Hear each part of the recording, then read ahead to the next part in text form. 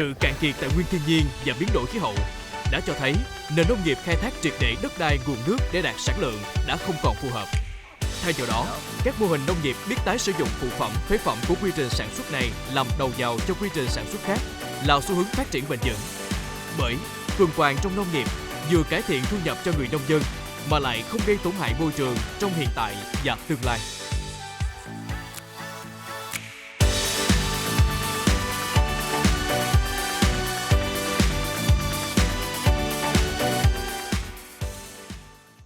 Từ ngày bà con trong hợp tác xã nông nghiệp làng hữu cơ Hiếu Thuận chuyển sang canh tác an toàn, thì cùng với rơm rạ, nguồn cỏ trên bờ đê, chân giường, xung quanh cánh đồng không phân thuốc hóa học đã được tận dụng tối đa để nuôi bò. Thay vì trước đây, phân bò bị loại thải ra môi trường, thì nay bà con đã có thể tận dụng để nuôi trùng quế. Đây là loài sinh vật chứa nhiều dưỡng chất có lợi cho gia cầm, thủy sản như lươn, cá, thậm chí quay ngược lại làm thức ăn cho bò. Quay vòng như thế này, bà con có thêm thu nhập từ lươn, cá, giảm đáng kể chi phí chăn nuôi bò, tăng lợi nhuận. Ngoài ra, một số thành viên hợp tác xã còn định hướng tận dụng phân hữu cơ từ trùng quế, kết hợp các loài vi sinh vật có lợi để bón cho cây trồng. Một khi sản lượng nhiều hơn, sẽ quay ngược lại bón cho lúa, cho cỏ trên cánh đồng không phân thuốc hóa học này. Phân trùng quế hiện là một sản phẩm được đánh giá cao, nhiều dinh dưỡng, góp phần tái tạo tài nguyên đất vốn đã cằn cỗi sau nhiều năm canh tác tận khai nguồn tài nguyên, thậm chí tàn phá môi trường sinh thái. Sản xuất khép kín như trên sẽ hỗ trợ bà con sản xuất lúa không dùng phân bón và thuốc trừ sâu trừ bệnh có nguồn gốc hóa học, mà chuyển sang phát triển theo hướng hữu cơ, nhưng vẫn đảm bảo năng suất cây trồng, gia tăng hiệu quả kinh tế. Hồi trước đây đó là bờ có cỏ, chặt cỏ bỏ, mua thuốc xịt cỏ bỏ, mà đến hôm nay thì nông dân tiến bộ là nuôi, vẫn là nuôi cỏ nữa chứ không phải là diệt cỏ. Là chi? Cắt cỏ gì cho bò ăn. Bò ăn, bò thải ra phân, lấy phân bò nuôi trùng quế. Lấy trùng quế, con trùng quế cho gia súc gia cầm ăn. Bò rất ưa, nuôi lươn, nuôi cá, thủy sản rất tốt. Phế phẩm của phân trùng là để bón cho lúa, bón cho rau màu, rất tốt. Mà rất là thích hợp, rất vệ sinh, không có dơ bẩn như hồi xưa. Là thí dụ như hồi xưa đó, lấy phân sống bón cho cây, lấy phân cho con này con kia ăn, ví dụ như quăng xuống cho cá đồ ăn. Còn bây giờ là phải qua, mình phải xử lý, rồi mới cho trùng ăn, trùng mới thải ra phân. Cho nên là bây giờ bà con nông dân rất là tiến bộ.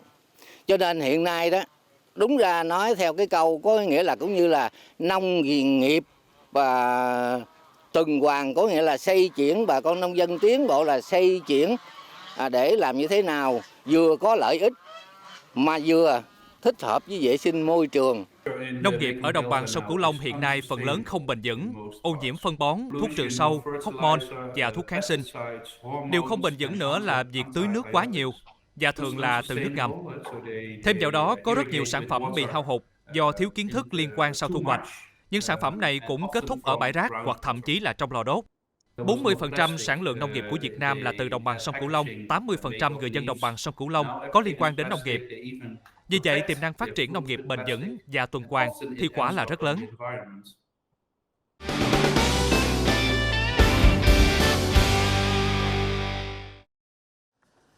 Nhận thấy tiềm năng, lợi ích của việc tận dụng, tăng vòng quay cho nguồn phế phẩm, phụ phẩm từ quá trình sơ chế, chế biến xoài tại địa phương, anh Võ Duy Khánh ở huyện Cao Lãnh, tỉnh Đồng Tháp đã sử dụng ấu trùng ruồi lính đen để phân hủy chất hữu cơ. Với diện tích hơn 1.200 m2 chuồng nuôi, mỗi ngày ấu trùng ruồi lính đen tại đây có thể phân hủy từ 4 đến 6 tấn vỏ xoài, giúp hạn chế đáng kể nguồn rác thải hữu cơ ra môi trường. Sau khi phân hủy các phụ phẩm, ấu trùng ruồi lính đen sẽ thải ra phân, phục vụ cho sản xuất nông nghiệp. Nguồn phân này được thu gom và ủ với chế phẩm sinh học Trichoderma tạo thành phân bón, cung ứng lại cho bà con trồng xoài, các loại cây ăn trái khác. Ngoài ra, ấu trùng ruồi lính đen giai đoạn gần quá nhộng, được gọi là sâu canxi, được anh Khánh dùng để nuôi gà thả vườn đạt chất lượng cao. Đây là nguồn thức ăn dồi dào dinh dưỡng cho vật nuôi và thủy sản. Đó là cách mà trang trại nông nghiệp sinh thái Ecodota làm kinh tế và góp phần giải quyết vấn đề môi trường. Thì hiện nay á, cơ sở chế biến trái cây trên địa bàn tỉnh á, thì những cái nguồn phụ phẩm này thì thường là mình thuê cái đơn vị để mình xử lý. Thì xử lý ở đây thì chủ yếu là cái phương pháp là đốt hoặc là mình chôn lấp thôi. Thì mình lại nhiều cái ảnh hưởng, ví dụ như chôn lấp thì nó có thể ảnh hưởng tới môi trường, còn đốt thì lại tốn nhiều cái chi phí quá. Thì trong khi đó thì cái con ốc trùng lửa đen nó có thể xử lý được cái nguồn này mà một cách là an toàn, thân thiện với môi trường, mà tạo nên cái giá trị kinh tế cho người nuôi nữa. Chăn nuôi thử nghiệm thì mình rút ra là cái con gia cầm nó sẽ thích hợp nhất đối với sử dụng cái nguồn thức ăn ốc trùng lửa đen này. Thì hiện nay tại trại mình cũng đang sản xuất cái con gà sạch, là con gà để chăn nuôi từ thức ăn từ con ốc trùng lửa đen, và những cái thức ăn như là cám, bắp cái thứ là mình trộn lại, mình ép viên ra để mình làm nguồn thức ăn cho con vật nuôi của mình tại trại luôn, thì tạo ra một cái dòng sản phẩm đó là sạch, an toàn sinh học đối với người sử dụng. Chăn nuôi, trồng trọt hiện nay được nhà nước, các nhà khoa học và người làm nông nghiệp nỗ lực phát triển theo hướng chất lượng sản phẩm, tăng giá trị kinh tế và không quên tôn trọng môi trường. Các mô hình sản xuất biết dựa trên nguồn nguyên vật liệu tại địa phương, phù hợp tập quán canh tác của người nông dân, đã và đang thể hiện khả năng thích nghi tốt trước yêu cầu của thị trường, cũng như những khó khăn do biến đổi khí hậu. Với cái xu hướng là chúng ta phát triển sản xuất nông nghiệp sang kinh tế nông nghiệp, cho nên ngành nông nghiệp chúng tôi thì rất là chú ý, cũng như là cũng mạnh dạn là tuyên truyền vận động cho người dân, gắn kết với mời gọi gắn kết với các doanh nghiệp để chúng ta nhân rộng hoặc là tổ chức thật là nhiều cái mô hình như thế này. Thì trong đó có thể những cái mô hình này thì chúng ta một là sẽ có một cái bước đầu xây dựng cái mô hình để cho người dân chúng ta thấy, học tập, rồi có thể làm theo hoặc là thay đổi cái nhận thức. Cụ thể như là hiện nay trên lúa thì chúng ta cũng đã có một số cái hợp tác với tập đoàn Lộc Trời, dù nó chưa thành công lắm. Hoặc là trong sản xuất đậu nành thì chúng ta có hợp tác với công ty Vinasoy, hay là trong cái sản xuất phân bón hữu cơ thì hiện nay chúng ta cũng có một số cái hợp tác xã, ví dụ như sản xuất trùng quế, rồi cung cấp trùng thì cho loại nuôi thủy sản trong chăn nuôi, còn phân thì chúng ta làm phân vi sinh, chúng ta bón trở lại cho cây trồng. Thì đây là những cái mô hình chúng tôi nghĩ là rất là tốt và cần được phát huy trong thời gian tới. Thực tế, xưa nay, người nông dân đã biết tận dụng các phụ phẩm trong nông nghiệp như rơm rạ được dùng làm nấm rơm. Sau khi làm nấm, lượng rơm quay mục này kết hợp với phân gia súc gia cầm quay lại bón cho ruộng lúa, cây ăn trái, vân vân. Các chuyên gia cho rằng, với nền tảng kiến thức của bà con nông dân từ thực tiễn, từ các mô hình như vườn ao chuồng, sẽ giúp cho nông nghiệp tuần hoàn phát triển mạnh, thích ứng tốt hơn với biến đổi khí hậu, với sự suy thoái tài nguyên đất và nước đang dần rõ nét. Trước hết là cũng nhờ cái tiến bộ khoa học của quý thầy hướng dẫn cho mình cách thức nuôi trùng, rồi xử lý phân trùng, thì đó là cũng phần lớn là cũng nhờ về khoa học. Những cái kết quả này thì coi như cũng phải tiến bộ, phải học hỏi mới được thành công lớn như vậy. Đúng là sử dụng cái phân hữu cơ theo truyền thống, có nghĩa là mình lấy rơm, lấy rạ, mình ủ với phân chuồng, thì ít nhất thì cũng phải từ 6 tháng. Từ 6 tháng nó mới phân hủy, nhưng mà vẫn mà chưa có đạt nữa. Mình thò tay vô đống phân nó vẫn còn nóng, mà vẫn còn nhiệt độ trong đó, thì cái thành công nó chưa có cao. Còn cái này mình đưa phân vô cho trùng ăn thì trong khoảng chừng 10 ngày, 15 ngày là mình lấy ra là phân nó rất là oai, nó rất là tốt rồi. Thành công nó lớn hơn nhiều.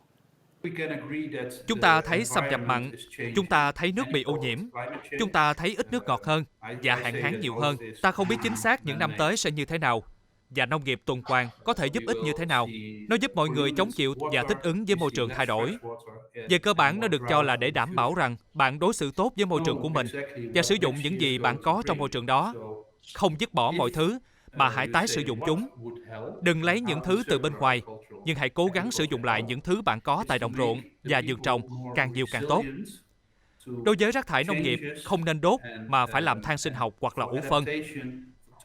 Một ví dụ khác mà tôi có thể đưa ra, và may mắn là tôi thấy nó ở rất nhiều nông dân, Đó là họ sử dụng chai nhựa làm hộp đựng cây trồng hoặc để bẫy côn trùng. Họ tái sử dụng nhựa thay vì vứt bỏ.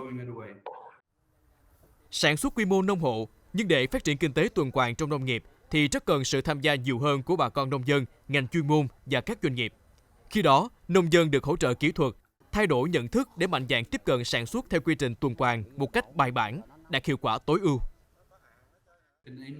Cần dồn nhiều tâm sức vào việc nâng cao năng lực, đào tạo nông dân, nhưng cũng phải đào tạo cán bộ nông nghiệp. Đó phải là ưu tiên số 1. Nhưng phải nói rằng tôi không khuyến khích nông dân chuyển sang mô hình mới, mà tôi đang thúc đẩy nông dân thích nghi với những gì mà họ quan tâm. Cần có những điểm trình diễn để nông dân có thể nhìn thấy các phần của nông nghiệp tuần hoàn và họ có thể tham gia các hợp phần mà họ hứng thú. Tôi đã làm việc với người nông dân trên khắp thế giới và một điều giống nhau là họ rất sợ rủi ro vì họ phải sống với thiên nhiên và thời tiết. Họ chỉ làm điều gì mới nếu họ tin rằng nó ổn. Vì vậy, điều tốt nhất là nếu người nông dân lân cận đang kiếm được lợi nhuận, thì người nông dân hàng xóm sẽ làm theo.